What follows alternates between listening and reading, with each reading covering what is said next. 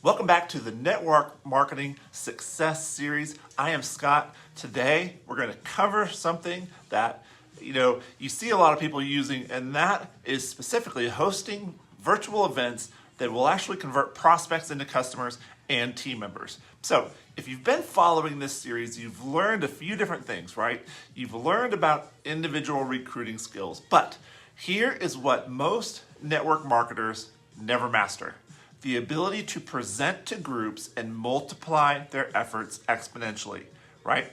One successful event, just one, can produce more results in a single evening than weeks of individual conversations. But here's the challenge.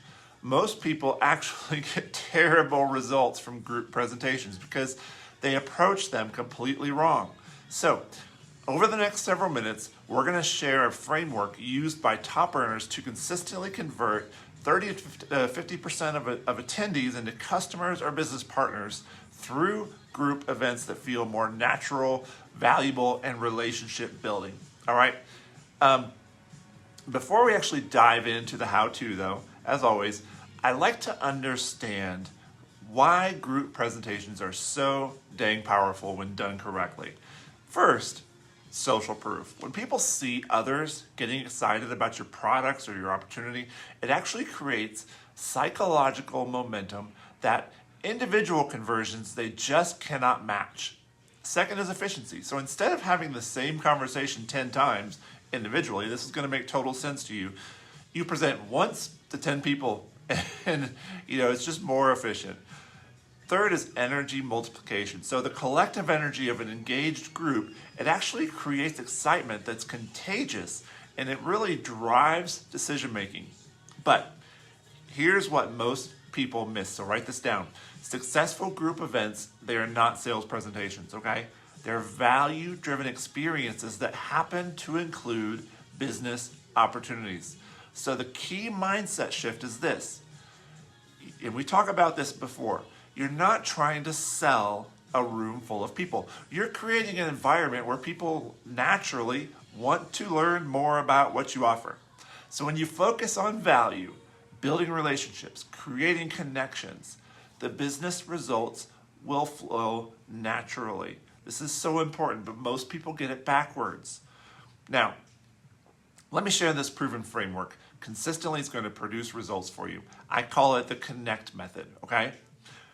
It's an anagram. C is to create the right environment. O is open with value, not sales. N is to navigate through education. The second N is for nurturing individual connections. The E is to extend clear next steps. The C is to close with appreciation, and the T is to track and follow up. All right, so let me walk you through each one. If you're not writing this down, you should be. Create the right environment. Your virtual space, it sets the tone for everything. So, you want to ensure excellent lighting for your virtual event. You want to have clear audio. You want to have an engaging background. The goal is intimacy, not formality, okay? People should feel like they're at a friend's gathering, not a corporate presentation. The O, open with value, not sales. Never, ever, ever start with your products or your opportunity. Begin with introductions, appreciation for attendance, something valuable that they can use regardless of whether they buy anything or not. For example, hey, tonight I want to share 3 strategies for, and then whatever your topic is, right, that have completely changed how I approach my business. Whether you decide to try any of our stuff or not, you're going to leave with actionable insights. First N is to navigate through education. Structure your presentation as education, not sales. Share the problem your products or your opportunities solve, the science or the story behind the solution, and real-life examples of transformation, okay? The key here is teaching principles, letting people connect the dots about how your offer can actually help them. Now, the second N is to nurture individual connections. So throughout the presentation, create opportunities for individual interaction. If you're in a Zoom call, for example, ask questions, encourage sharing, ask people to comment in the chat throughout, acknowledge each person's contributions. What this prevents is the event from feeling like a one-way presentation, and it builds personal connections with each attendee, okay? It's a very, very important step. The E is to extend next clear steps. Don't end with a generic, let me know if you have questions. Provide specific, easy to take next steps that are actually going to move people forward without any pressure. Then you want to close with appreciation. So end by thanking everyone again for their time and their attention, regardless of their decision to purchase or join.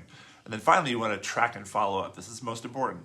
Document who attended, document their level of interest, follow up actions needed for each specific person, right?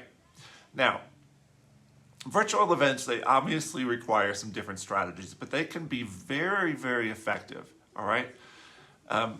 You can either use Zoom for interactive events, or you can use Facebook Live for a broader reach. But again, you want to ensure excellent lighting. You want to face toward a window or use a ring light. You want to have clear audio.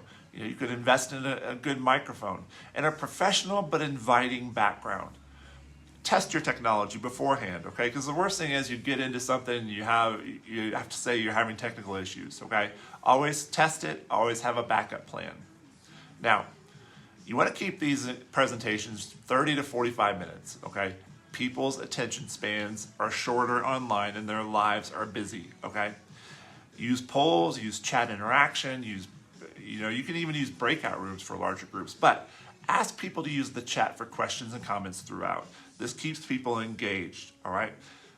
Start 10 minutes early for casual conversation as people join. Use participants' names frequently throughout the presentation to make them feel like they're part of the group. And you want to encourage people to turn on their cameras and interact visually, okay? What it does is it creates connection despite physical distance. And people are more likely to pay attention if they're actually on camera with you, all right? Afterwards, you want to have attendees complete a brief survey asking about their interest, asking about their best contact method, and then send personalized follow-up messages within 24 hours referencing maybe specific comments that they made during the event, okay? Now, here are some specific strategies that can actually turn attendees into customers and team members. Instead of a high-pressure sales close, use a more consultative approach. Something like this. Based on what you've heard tonight, what interests you most? Then listen. Provide that customized recommendation, all right? You want to offer urgency without pressure. So offer event-only specials or bonuses that expire at midnight. It can create urgency while also maintaining the relationship-first approach. So you could say, hey, for everyone that's here tonight that attended, I'm going to include this, and you can just throw out a lead magnet, right? At no additional cost, but only for people who actually start by midnight tonight. You can have an individual consultation strategy. So after the group presentation, spend 5 to 10 minutes with each person individually. Ask about their specific goals, their challenges, or their interests. What this does is it creates a personal attention. It converts people who seemed uninterested during the group presentation, all right? You want to have a good follow-up sequence. So day one could be a thank you message with presentation recap and any promised resources for those who attended. A couple days later, you could have personal check-in asking if they have any questions. A few days after that, you can share a relevant success story or additional information. Then follow up, about their experience with any products that they've purchased, all right? And finally, you want to get to implementation and closing. So here's your action plan. So for hosting high converting events, here's the action plan that I want you to take, okay? This week, I want you to choose to start with a virtual event, okay? Just start with it. Get out there. Put yourself out there. Identify 3 potential people or that you can invite to this, okay? Prepare your presentation using the Connect framework and practice your presentation until it feels conversational and not scripted. Even if nobody shows up, it's important to carry through and do this because practice creates perfection, right? If you're presenting to nobody, you can still present and it will help you, all right? Then you want to track your conversion rates. Over the next 30 days, refine your approach. You'll become better and more comfortable at presenting.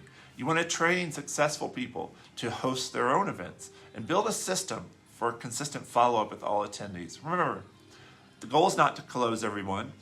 Maybe the first goal is not even to have 50 people on your virtual event, but to just get through it. Start to learn how to build that relationships. Start to become a better presenter. Your best customers and team members, they often come from people who attend multiple events before making a decision. So focus on building relationships, providing value. Those business results are going to follow. Now, in our next video, I'm going to show you how to create a personal development plan that actually keeps you growing as your business grows. Make sure to hit that subscribe button. Hopefully you found some great value out of this, and I will see you in the next video.